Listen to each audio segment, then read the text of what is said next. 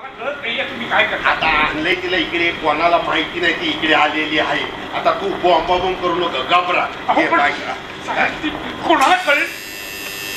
कोण आहे साहेब? मॅनेजर विद्युत झटके. मॅनेजर आता काय करायचं इथं? तुम्ही हे सांभाळाय, ते सांभाळतो. जा जा जा जा जा. आणि ऐकायचं हे, मी बोलवलं शेईला बाहेर पाठवू नको, कुणाला कळता कामा नाही ही इकडे आहे म्हणून. चल जा जा जा. नमस्कार. सर्किट हाऊस हे नाटक काही दिवस थांबलं होतं, ते परत सुरू होतं आहे. गौतम जोगळेकरने लिहिलं, मी त्याचं दिग्दर्शन केलं. बेसिकली हा फार्स आहे. याच्यामध्ये एक थ्रिलचा एलिमेंट आहे, परंतु हा फार्स आहे. आणि त्याचा विषय गमतीशीर असा आहे की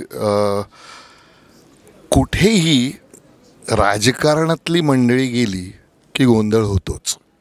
आणि मग तो गोंधळ निस्तरायला त्यांना फार प्रयत्न करावे लागतात. आणि इथे या नाटकात तो गोंधळ सर्किट हाऊसमध्ये होतो, गव्हर्मेंट सर्किट हाऊस. आणि तो सर्किट हाऊसमध्ये होतो आणि दुसऱ्या बाजूने नाटकातली सगळी पात्र सर्किट आहेत, म्हणून नाटकाचं नाव सर्किट हाऊस असं आहे. अत्यंत वेगाने घडणाऱ्या घटना या नाटकामध्ये आहेत. संजय नार्वेकर ह्याच्यात प्रमुख भूमिका करतात आणि बाकी इतर सहकलाकार त्यात आहेत. हे नाटक जेव्हा पहिल्यांदा मी वाचलं तेव्हा ह्याच्यातल्या सिच्युएशनचा गुंता मला फारच इंटरेस्टिंग वाटला. आणि ह्या नाटकामध्ये मला अगदी सगळ्यात आधी सुचलेली पात्रयोजना होती अंकुर वाडवे. ह्याच्यात एक डिटेक्टिव्ह आहे. मी म्हटलं की लोकांना फार्स म्हणून ते रजिस्टर व्हायला हवं असेल तर हा नेहमीपेक्षा वेगळा वाटणारा डिटेक्टिव्ह पाहिजे. आणि तिकडनं याची सगळी सुरुवात झाली. आणि तो उलगडा कसा होतो हे बघायला तुम्हाला निश्चित आवडेल. आणि संजय नार्वेकर आणि बरोबरची सगळी टीम ते धमाल करतात. तेव्हा सर्किट हाऊस आता आमचे 300 प्रयोग होतील, म्हणजे 300वा प्रयोगच आत्ता आलेला आहे अगदी हातातोंडाशी. त्यामुळे जरूर बघायला या. Entertainment entertainment entertainment. थांबा, आलो, आंघोळ करतो. या आंघोळ सगळं गेले काय? धुरंधर साहेबाला रूम मिळाली. बरं झालं तिच्या आईला. पण साहेब, धुरंधर साहेब कुठे दिसत नाहीये. ते घेऊन आत गेले ना. आत ते नुसतं आत गेलाय, आत आंघोळीला गेले, वॉश घ्यायला गेले बाथरूम मध्ये. साहेब, त्यांना ही आनंदाची बातमी सांगा ना. गड्या, तुला धुरंधर रूम मिळाली बरं का? रूम नंबर 70 आहे म्हणावं. सूट शेवटी आहे काय? बरं साहेब. असतं जिथे पॉलिटिशियन्स येतात किंवा राजकारणी लोक येतात आणि त्यांचे काही खलबतं वगैरे असतात.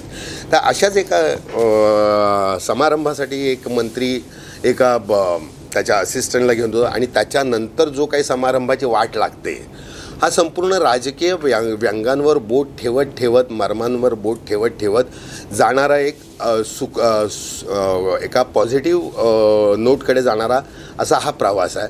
आणि ह्या प्रवासात लोक हसतात, लोक टाळ्या वाजवतात, लोकांना मजा येते. असं हे नाटक आहे. आत्ता हा 7वा की 8वा प्रयोग आहे. आत्ता वाढली गर्दी, 50%पेक्षा जास्त प्रेक्षक यायला लागले. अजून 7-8 प्रयोगांनी ते अजून 75 असो, म्हणजे प्रतिसाद वाढत चाललेला आहे. बरं वाटतं एक आपण काहीतरी मेहनत करतो आणि त्याला काही चांगलं लोकांना आवडतं हे बघून बरं वाटतं. मुळात हे नाटक फार चांगलं चाललं होतं, पण मध्ये कोविड हा सगळ्यांच्याच आयुष्यात आल्यामुळे सगळंच बंद पडलं होतं. पण बंद झाल्यानंतर हे पुन्हा सुरू करायचं लोक खूप आग्रह करत होते की हे नाटक का तुम्ही करत नाही. तर बऱ्याच मग चर्चा झाल्यानंतर याच्यात काही बदल करावे लागले, काही नवीन कलाकार घ्यावे लागले. कारण तेव्हाचे कलाकार आणि आत्ताचे काही जुजबीज कलाकार आम्ही म्हणजे गणेश आणि यांच्यासारखे मुलींसारखे आम्ही नवीन घेतलेले आहेत. पण बाकीची तीच टीम ठेवली आहे. आणि लोकांच्या आग्रहामुळे म्हटलं मग आपण करूया. आणि आज जेव्हा आता हा आमचा 8वा की 9वा प्रयोग आहे आता ओपन होऊन, तर जो उत्साह, जो प्रोत्साहन मिळतं आणि जो त्यांचा रसिकांची जी दाद मिळते त्याच्यावरून कळतं की हे अजूनही लोकांना आवडतं आहे. आणि ह्याच्यात अजून एक नवीन गोष्ट झाली, हे म्हणजे जरा पॉलिटिकल म्हणजे राजकारणावर जरा बोट ठेवणारं नाटक आहे. त्यामुळे आत्ताचं जे प्रकार बाहेर चालले, राजकारण जे चाललेलं आहे त्याचा एक वेगळा फायदा आमच्या नाटकाला होतोय. एक वेगवेगळे सिच्युएशन आमच्याच नाटकात तयार होऊन त्यालाच वेगवेगळे लाफ्टर्स येतात. त्यामुळे त्याच नाटकाला अजून वेगळ्या प्रकारचे कसे लाफ्टर्स येतात हे आम्हाला आता शिकायला मिळतं आहे. कारण ते बाहेर राजकीय परिस्थिती बदलल्यामुळे आपल्यावर कसे परिणाम होतात हे नाटका थ्रू आम्हाला कळतं. म्हणजे चांगले काही विनोद पंचेस मिळालेले आहेत आणि ते लोकांना खूप आवडतात. साहेब, ही बाजूची खिडकी म्हणजे रूम नंबर 70. तुझी बाजूला आहे की होय. यायला म्हणजे दरवाजा बाजूलाच आहे. नाही, कॉरिडॉर मधनं गेलं ना कसं वळसा मारून जावं लागतं. म्हणजे दरवाजा पलीकडे बांधलाय. होय. म्हणजे रूम तुम्ही अशी बांधली आहे म्हणजे इकडनं असं दरवाजा तिच्या आयला. ठीक आहे, रूम दिल्याबद्दल मंडळ आपलं लय आभारी आहे. तुझ्या कोणी बोलवलं होतं बाहेर? नमस्कार, मी माधुरी जोशी सर्किट हाऊस या नाटकामध्ये काम करते आहे. नवीन टीमसोबतचं आजचं हे 7वा प्रयोग आहे आजचा.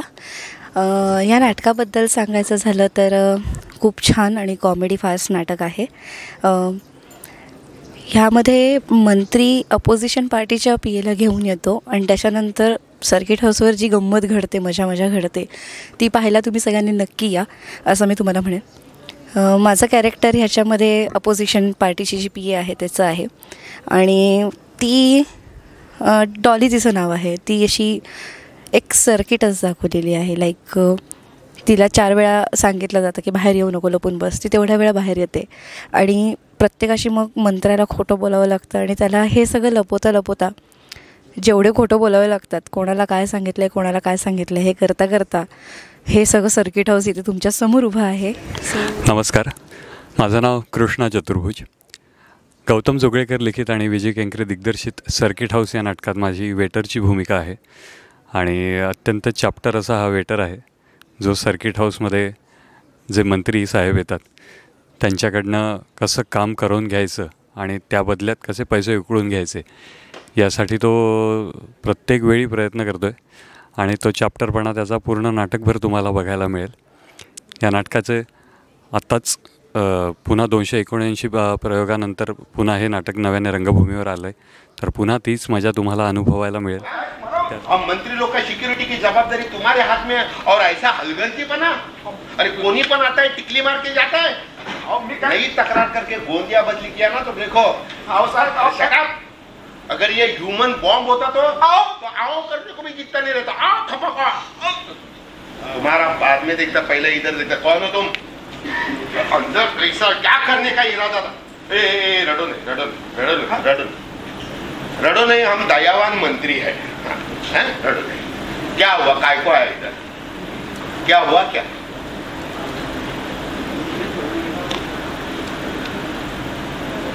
अच्छा ऐसा हुआ? हाँ अच्छा. ओ बस इसके आगे कुछ मत सुनाओ. सुनाइए अबला की स्टोरी सुना. अहो साहेब, मला काहीच ऐकू आलं नाही. तुम्हारा तबला गया है. लेकिन ऐसा डायरेक्ट अंदर नहीं आने का. हम VIP लोग, मंत्री है, किसी का पहचान निकाल के आओ. ये मैनेजर है, हमारा चिंता है. क्या नाम बताया तुम्हारा? अच्छा, मिसेस धुरंधर. अरे ये आपल्या चिंताची बायको है. मिसेस धुरंधर? हाँ, आता बोलली. ऐका ना आला. हाँ, ये जरा ऊंचा सुनता ना, जरा जोर से बताओ उनको, जोर से बताओ. नुसते वाट हलवती क्या तुझ्या.